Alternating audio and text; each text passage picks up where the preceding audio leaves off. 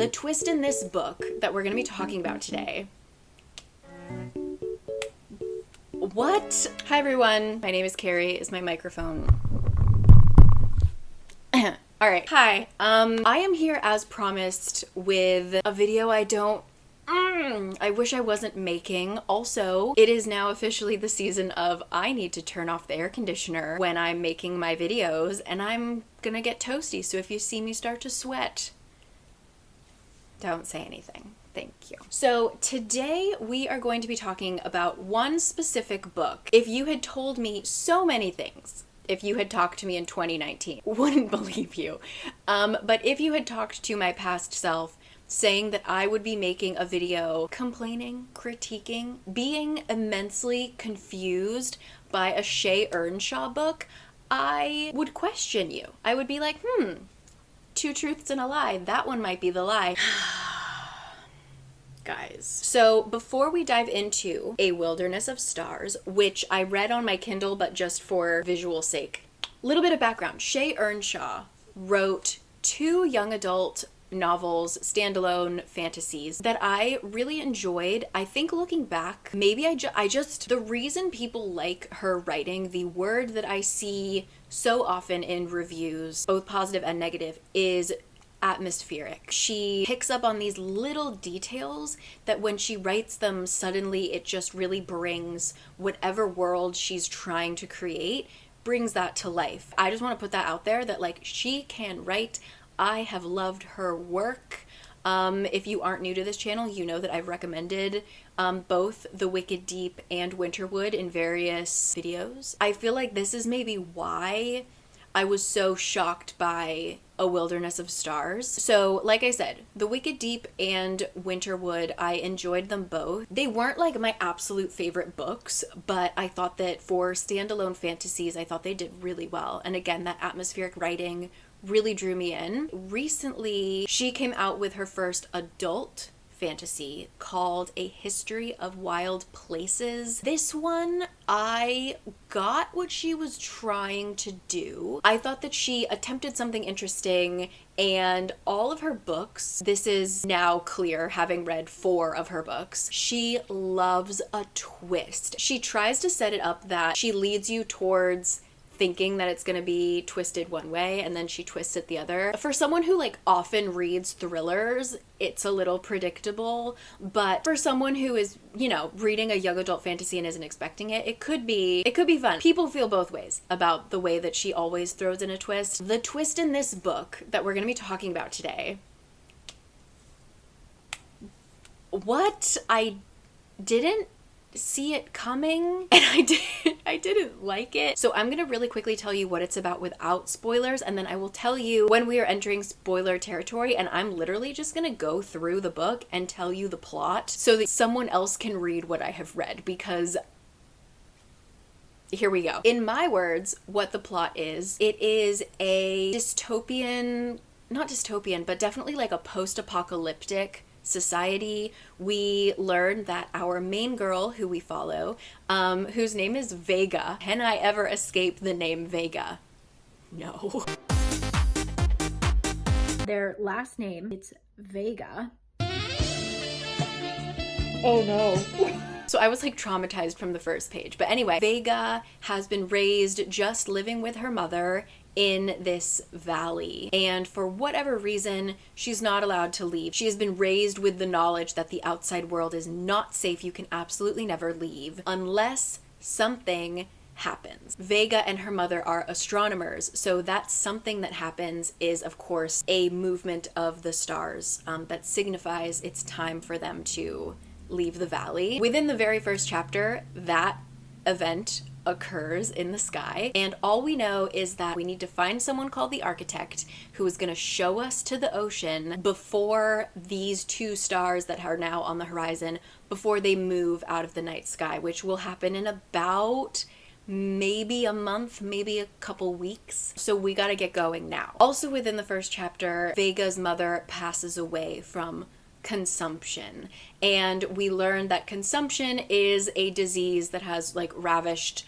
the whole world, and we get the feeling that it has also just like completely toppled society, civilization as we know it. And that is it. That's about it. That's all I can tell you from without any spoilers. So let me look at what Goodreads says. If magic lives anywhere, it's in the stars. And then in bold, an illness cursing the land forces a teen girl astronomer to venture across the wilderness in search of the star's message that will hopefully save them all.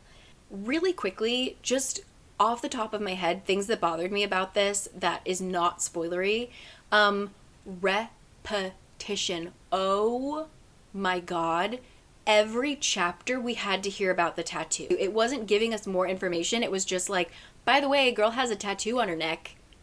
Every chapter. It also it stopped near like the middle of the book, but the beginning of the book, she used river blank like to describe things. So like his eyes were river blue, they ran river quick, you know? It was enough that it was really annoying me. And also just everything happened really quickly. I mentioned this in my March wrap up, but I felt like we were missing pages of the book.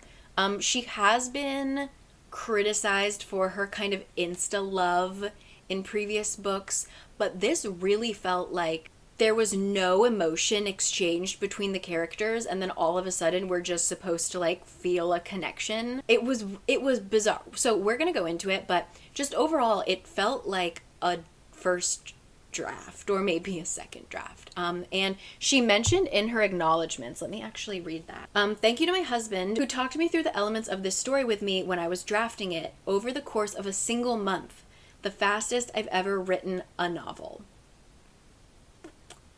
And it felt like it. It felt like this needed a lot of cooking. Kind of the more that I learn about the publishing world, the more that I realize how much pressure authors have to constantly be producing. I wonder if this was perhaps a case of that, of feeling the need to kind of produce a new book almost every year. I feel like this might have been kind of a rush job. It made me really sad as a big fan of Shea Earnshaw. So anyway, let's kind of go through it. This is the spoilery area. I'm going to tell you the whole plot. I will say it's really interesting. I told my friend this morning, we went for like a cherry blossom walk. It was very nice. I told her one of the twists at the end and she was like, "That sounds amazing. Oh my God, that sounds like a great book." And I was like, oh, it could have been. It could have been. Like the potential that I hold in my hands is so, it's so sad. Here we go. A Wilderness of Stars. So we begin, and kind of every chapter begins with a flashback to the first astronomer. 100 years ago, the first astronomer looked up at the sky and made note of what she saw. She was not a seer, a fortune teller, as was common in the old world. Instead, she used the circular glass rings of her telescope to make sense of the dark. She used physics and chemistry and science. And then maybe if she had believed in fate, if she had listened to her gut, she might have feared what she didn't understand. She would have looked closer and seen. So I skipped a bit, but like, okay, right? I'm into it. The next chapter, we are introduced to Vega, who is looking after her mother, who is probably breathing her last breath. She has been slowly dying of this disease that they call consumption. As her mother lays sick in her bed, Vega goes up for some air and lays out on the roof looking up at the stars where she feels most comfortable. And that's when she sees the 2 stars on the horizon. So she runs down to her mother and is like, "It's time." And her mom says, "You gotta go. You know, I can't leave. You have to do it." And within the night, she passes. She tells us very briefly, but essentially those 2 stars only come up on the horizon every 100 years. And so if she misses this short window, she will have to wait another 100 years, and they absolutely cannot. We don't really understand that it's for the cure, but it's clearly like gonna save the world is what's going on. Okay? The question is, how does she get out of the valley? Luckily, her pa comes home after a month on the road. Okay, so now all of a sudden we have a father figure, and he seems to be like a traveling salesman. They don't seem super close. He seems like a nice guy, but like it's not this like loving father figure. He also is straight up like, no, I'm not. Your mom said you can never leave the valley. I can't help you. And Vega is sworn to secrecy. Her and her mom are not allowed to talk about the stars. So she can't straight up be like, Pa, I gotta go chase those stars and like find blah, blah, blah, you know? When he says like a hard no, what does she do? Burns down her house. She burns down the house so that her pa has to take her in the wagon with him to go sell his magic potions.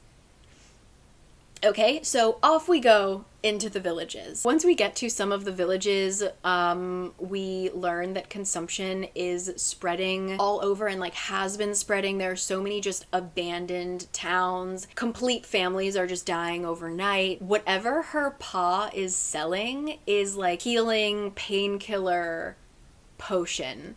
It's not a cure, but like it's gonna do something, hopefully, maybe.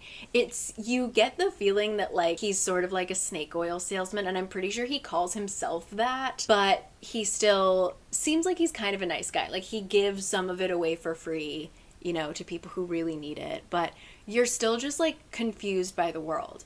It also feels really old-timey, like they are using wagons, they don't have electricity, but there are these comments made randomly that give you the feeling that this is like in the future. So they'll talk about like cities, or I don't think they say TV, but they say something similar to that makes you feel like this isn't taking place in the past, this is taking place in our future where society has completely collapsed, which I think is really cool. Like I kind of enjoyed the beginning setup of this, and I was really on board to figure out what was going on, okay? And so in this time that she's beginning to travel, what she needs to do is find the architect who has some kind of knowledge of how to get to the sea, as if no one else knows how to get to the sea. The only problem is she can't just straight up ask people, because that's gonna make people suspicious and they're gonna find out that she's an astronomer. We don't know immediately why this needs to be a secret, but we soon find out. Essentially, there are like a couple different cults or gangs, whatever you want to call them, of people that believe in different ways that we're going to cure consumption, right? And there is one particular group called the theorists who think that the astronomer is the cure and they want to capture her. I don't really know. Like, what did they want to do with her? Obviously, she's also trying. I don't know. Like, this just didn't really make sense. So anyway, they have like this branding on them, like they burnt themselves to be marked as theorists, whatever. She has her tattoo on her neck. Eventually they get to one town and she decides that she needs to run away. Like she can't just keep putzing around with Pa selling these potions. She needs to get the show on the road. So she kind of abandons her Pa in the middle of the night, which it didn't seem that emotional for her, okay? Also, we learn that he's not her biological father. We don't know who that is. She escapes into the night and she makes a quick pit stop at a saloon to try and gather some information, and her tattoo is exposed. Theorists find her and they start chasing her. She is saved by a girl named Cricket, and they run off into the wilderness, and like a few pages later they are united with the architect. How easy was that? What page is that? So pretty much a third of the way through the book, there we go. Step one, we find the architect. We also meet a boy named Noah, who you immediately know is the love interest. He steps forward through the shaft of golden light. His features come into view. Dark as night hair swept to one side, eyes lidded against the slanted sun, skin a warm copper. But there's no warmth in his gaze. His green, river-deep eyes sliding from my face down to my boots. He is very suspicious of Vega. Like, Cricket is like, look what I found! And he's like, what the fuck is this? But Cricket is like, no, like, you guys told me to find her.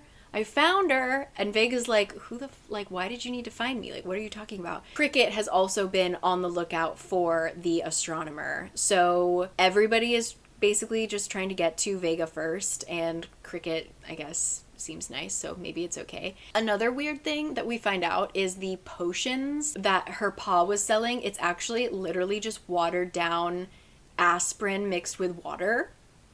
So she has like randomly like a bottle of aspirin, and she like hands out pills throughout the book because they don't have aspirin anymore.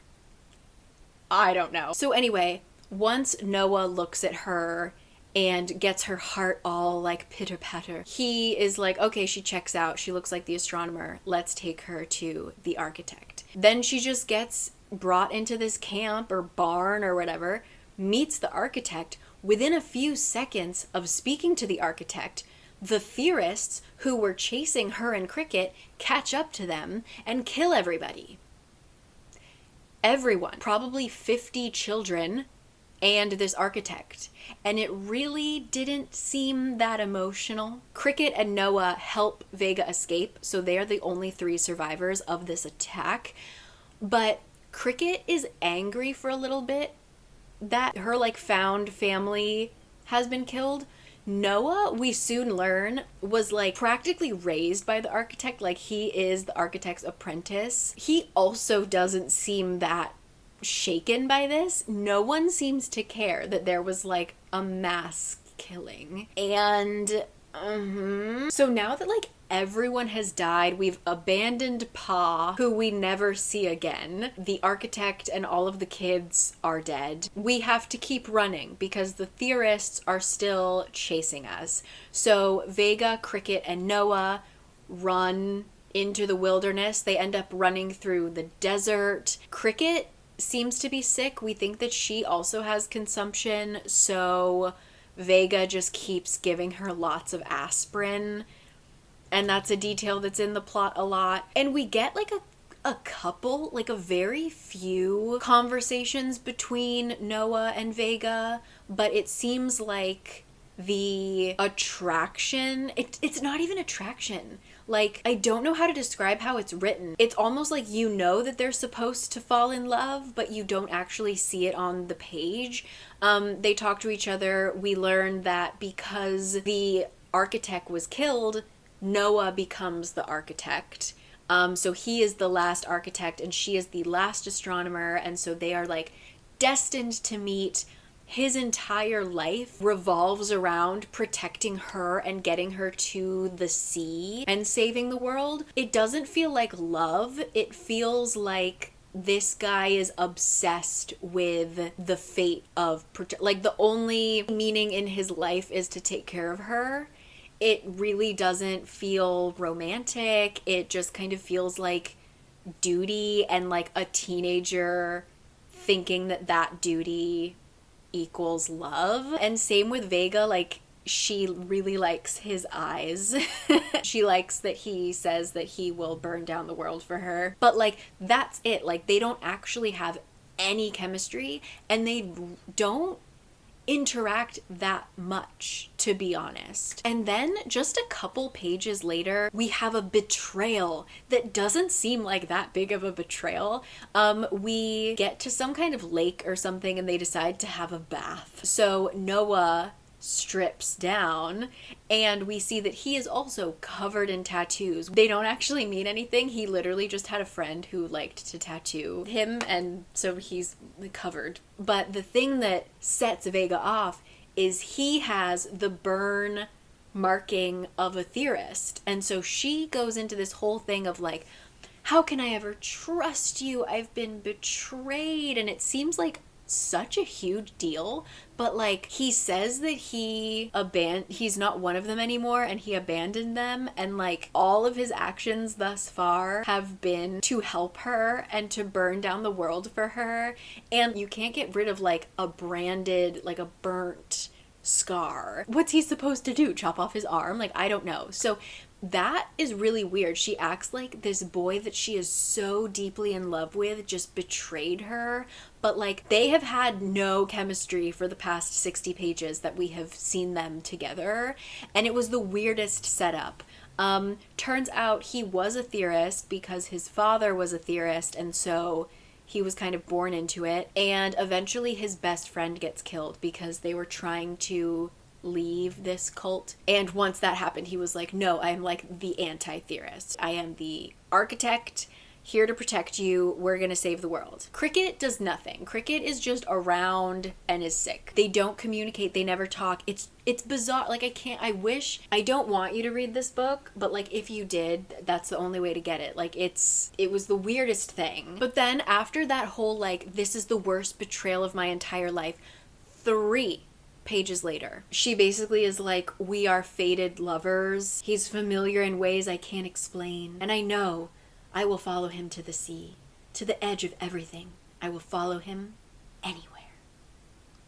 I'm so sorry that this is boring. I want to get to the twist, but you kind of need this information. We know that she is also still hiding her like astronomer knowledge from him. Like she's not supposed to even tell the architect. So she's really pissed that he didn't tell her that he's an ex-theorist, but she's still holding some big secrets that we also don't know, right? So keep that in mind. She quickly gets kidnapped. The theorists catch up to her. She gets out pretty quickly. Noah rescues her. Noah tries to kill the main guy, the like head of the theorists, who turns out to be his father, who he already tried to kill beforehand.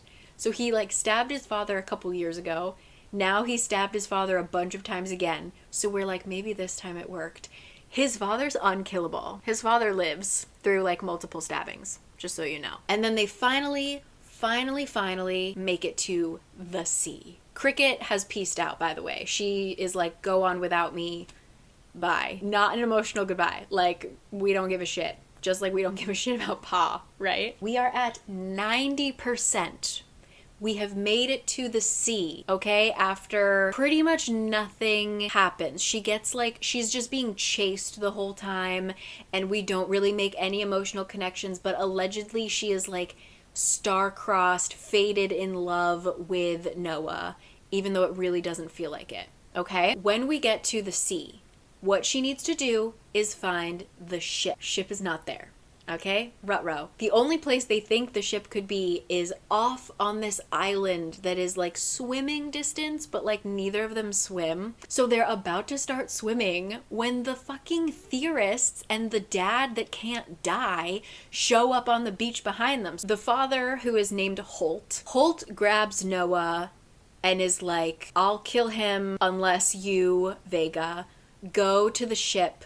And I don't know, like, it just doesn't make sense. Basically, Holt used to be friends with the architect, and so he knows, like, more than he should, like, more than the average person. Like, he knows how to get to the sea. He knows about the ship. And so he's basically like, you're going to get the ship ready, and I'll board it and we'll find the cure. I don't know. Like, it just doesn't make sense. So she has to go swim off without Noah, followed by like one of the theorist lackeys, right? So again, we're still, as the reader, completely in the dark. We don't know either. So she starts looking around the island for this ship, and she finds it under the sand. We very soon realize it's not the ship we're picturing. Basically, she's like looking through the sand, and then her hand touches something smooth. Not a rock, something else. Something man-made. A rectangle of bent metal. I try pulling it upward, but it doesn't budge. They finally get the door open, which, again, I was thinking of like a pirate ship, right? What kind of pirate ship has a giant metal door? They get the door open, and her fingers find the rung of a ladder. I climb down 6 feet, then 12, until I finally reach the bottom. She finds a table. I move closer, squinting, trying to see it, and run my palm over the surface. A ripple of light shivers across my vision. It's not like candlelight, flickering and uneven. The light glows softly from all corners, pale and muted. She's talking about electricity, and she is in a spaceship. And in this spaceship, there is one small lifeboat / escape pod that can only hold one person, and that is what she was supposed to do. That is the secret that she has been keeping from Noah, is that she is supposed to get on this ship alone. Her knowledge of astronomy is going to guide her somewhere, and she's going to escape into the stars without Noah. She was always going to leave him. She found the ship, so now she needs to go back to Holt to make sure that he doesn't kill Noah. Even though they're all gonna die anyway, apparently, right? So, like, why didn't she just leave? I take a step into the cold seawater, my body already shaking, and I wade out into the deep, just as the rain stops falling, just as everything becomes strangely stilled. My mind reorganizing itself, trying to understand. Do you want to know what has been causing the consumption? What has been creeping ever closer to their world? A black hole. So, as an astronomer, the thing that she saw, the very first astronomer, she's looking up at the stars, trying to track all of these things, when she sees a giant spot of the sky missing stars. And she sees that it is beginning to grow. And so, over the past 100-ish years, a black hole has been coming ever closer. It has arrived. It is about to swallow the world. Starting with the rain, apparently. What? Like, does any of this make sense? Are you guys following this at all? She manages to swim back to shore, but then the black hole scoops up all of the ocean water. So now there's no sea. She runs back to Holt. She grabs Noah. Holt is like, what the hell is happening? While Holt is witnessing a black hole eating the world around him, Noah and Vega make a run for it to the ship that only has one seat. And Noah still doesn't know any of this. Noah has been standing on the shore expecting what we might have expected, a pirate ship. I don't know. Noah still doesn't know shit, right? Noah, rightfully so, asks, "What's happening?" Vega explains. "The shadow in our sky is a black hole," I tell him. "It's killing us. It's always been killing us. Moving closer to our planet every year, every hour, making us sick." Creases form between Noah's eyebrows. "But what is this?" His eyes flash down to the silver, gleaming ship. "Buckle your seatbelts." I force myself to take a breath, knowledge threading through the very center of my bones. The ship our ancestors arrived on. He only blinks at me, needing more, needing to understand, while the sky rips open above us. "They came from up there," I say, pointing into the dark. "From a planet called Earth." This book has not taken place on planet Earth. We are on an alien planet, okay? So he says, "I don't understand. What happens now?" And she says, "We have to get into the ship. The lifeboat is only meant to hold one person, but I think we'll both fit. We have to try." Noah is like, "What the hell is a lifeboat?" She says, "The other colony. The lifeboat will take us to the other colony." To which he says, "Where?" Okay? "To another planet orbiting two twin suns. But if we don't go now, it will be too late." So basically, something horrible happened on Earth. It doesn't matter, okay? What they do is they send out 2 different groups of people to colonize 2 different planets, okay? They get to the one that's being eaten by a fucking black hole, and the other one we're assuming is going to be fine and dandy, right? So how she's going to save the world is she's going to get on this rocket ship, fly to the other colony where they're going to somehow be able to help them, bring ships to her black hole colony, take the people from there and bring them to the other colony. You don't have time, girlfriend. Vega is telling us that she barely has time to get on board this rocket ship before we are sucked into a black hole. Why does she think that she can somehow still go and get help? You know, like she told us in the beginning, Shay Earnshaw told us the goal of let's get to the sea. So like once we got to the sea, we have less than 100 pages left of the book, and all of a sudden we're being info dumped. It's supposed to be a twist, but it's like this massive info dump where all of a sudden we learn the next 2 steps of how to save the world, but like it doesn't seem like those steps make sense. Like we learn about it in the sense of like, oh, we're supposed to do this, but we're out of time, we came too late, oops. let's still give it a go. And then also, it doesn't feel like there's a lot of people, this is gonna sound horrible, but like, it doesn't sound like there's a lot of people left. It seems like the only people still alive are these evil theorists chasing us. I don't care. Honestly, like, as a reader, I don't care about saving anybody. It, you know, like, it was the weirdest thing. Like, I get that this was supposed to be a really big twist, but it just is so stupid. So they're about to get in the lifeboat together when the father that doesn't fucking die shows up again and is like, take me with you. And sure as hell, 3 people are not fitting in this lifeboat, right? So Noah sacrifices himself to try and kill his dad again. He's basically like, I love you, I'll never forget you. And then like throws himself and his dad out into the black hole-ness. Okay? Vega gets in the lifeboat and flies off into space seconds before the black hole swallows everything. We've still got 5% of the book left. She's off in the ship, right? And she's thinking thoughts. And she says, I reached the ship too late, and now I wish I'd never left. I should have been the one to stay, to die, to sacrifice myself. It should be Noah on this ship, someone brave who can survive. And I hate myself for it. Now I'm the only one left, and the rot inside me feels more than I can bear. I feel nothing, only the ache that twists around my heart. I've lost everything. She gets to the other colony, which seems to be doing pretty okay. She meets someone there who's like, hey girl, where'd you come from? And she's like, yeah, I'm from the other colony. We just got eaten by a black hole. They're like, oh yeah, you mean the shadow in the sky? We got one too. So now Vega's like, well, fuck. And colony number 2's astronomer drowned a long time ago, so they don't know anything about the sky. They just know that there's a big hole. She decides that it is her calling now, that she is going to stay on colony number 2 and help them with their black hole.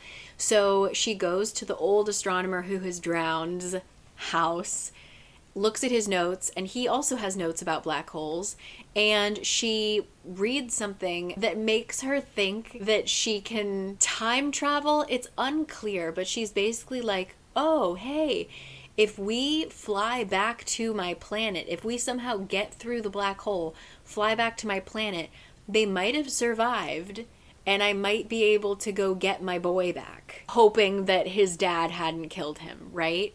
And so that's what we're gonna do. I don't know. It was just so bad. This is the last paragraph. I swing my gaze upward, force my eyelids back, and look up at the altered sky. If our lives are stories written in the stars, then I will find him again, just like before. The astronomer and the architect, faded like Perseus and Andromeda. I will map the sky and make new marks on my skin, black ink to chart the way. I will find Noah, just like I always was meant to. My path woven into the starlight, braided into my bones, just like every woman before me. Our story is not done yet. So, like, there are these moments where the writing is really good, but, like, what the fuck was that plot? There is no... I'm just so upset. Hi everyone, it's a little bit later, and I have finished editing the whole video, but I realized I wanted to put in some more notes because I just kind of was tired out after telling you the plot, and I have like a couple more things to say. I looked at the Goodreads reviews as well to kind of like gather my thoughts about this. Number one, like I knew something was wrong, but I didn't know what it was, but just like the simple matter of physics and how a black hole works. I don't know much about physics, so that didn't really bother me. But what did bother me and what other people pointed out, someone actually said this more succinctly than I did, but the first thing that bothered me is that they keep stressing that this like 100-year period is a really long time. You could know your grandmother or your great grandmother. Like that's kind of just 3, maybe 4 generations. It's not a huge chunk of time for people to have completely forgotten where they came from. I will say that the reason that they need to keep everything a secret is because the first astronomer mentioned her findings and was kind of persecuted because people thought she was crazy. But I feel like as things got more chaotic, you could make the judgment call of like, hey, I trust these people. I can tell them my secrets, you know? And then on top of that, this is the thing that really bothered me. And this is something that a reviewer actually pointed out, and I will read. She put bullet points, and this is one of her bullet points. Really annoyed by how naive and unprepared Vega was. I feel like if you have 100 years to prepare, you'd have a go bag ready. You'd have gotten some horses to travel on. You wouldn't just burn your house down and walk away without food or a canteen. And yeah, like if they know that these stars come back every 100 years, you should have a backpack ready to fucking go. Like you could have put certain plans in place to make this a hell of a lot easier. And also just going back to the whole burning down her house thing, she basically only takes 2 actions the whole time. Number 1, she burns down her house, and then number 2, she runs away from Pop. That's at the 25% mark. From there until 90% of the book, all she does is follow Cricket, follow Noah, get kidnapped, get rescued. That's it. She just like exists, and they keep walking towards the sea for like 80% of this book. It's she does nothing. And so Shea Earnshaw tries to stuff in Vega doing all of this amazing stuff at the end, but it was just so I think that she really wrote this. She kind of like had the twist ready, and she wrote the book just so that she could write the twist and didn't actually put any work into making us like any of the characters. Like they don't stand out whatsoever. It was an emotionless book. I have just never read a book quite like that, where the characters are so not even there. So I'll let you get back to the video, but if you've read it, yeah, just please let me know, because I'm just shocked by this book. Now that I'm done filming this, I realized that like I didn't explain it well, and this might be very boring for you guys, so I'm sorry that this wasn't like a funny what the fuck video that I usually make. But like I just wanted to explain the plot, and like if any of you guys have read it, please let me know, because I can't believe that this came from the same author, and I can't believe she's gonna make this into a series. I'm just really upset about it, because it had so many elements that were so good. And like I said, I told my friend about the whole like plot twist, they're not on Earth thing, and like it sounds good, like it has so much potential, and it just was so bad. Please, please, please let me know your thoughts down below. I know that this video isn't going to perform well, and I'm really sorry that I couldn't make it any better. I'm just so bummed. So anyway, right after this, I read Wayward by Amelia Hart, and that was quite a bit better, and it made me feel good. So well, it didn't make me feel good. It's very dark and very sad, but like it made me feel better in terms of like reading a good book. So maybe go read that, or just don't. Just please talk to me down below. Please talk to me. I want to know your thoughts. It felt very like, kind of like The Host, you know? It made me feel the same way that like Stephenie Meyer's The Host did, and I don't know why, because they're very different, but like it gave me those same weird feels. I don't know. But anyway, that's all I had to say. I needed to talk it out. So thank you for being here. If you were here till the end, I hope you're reading good things. Give me some recommendations down below. I need them. And I will see you guys next time, okay? Thanks for listening. Bye.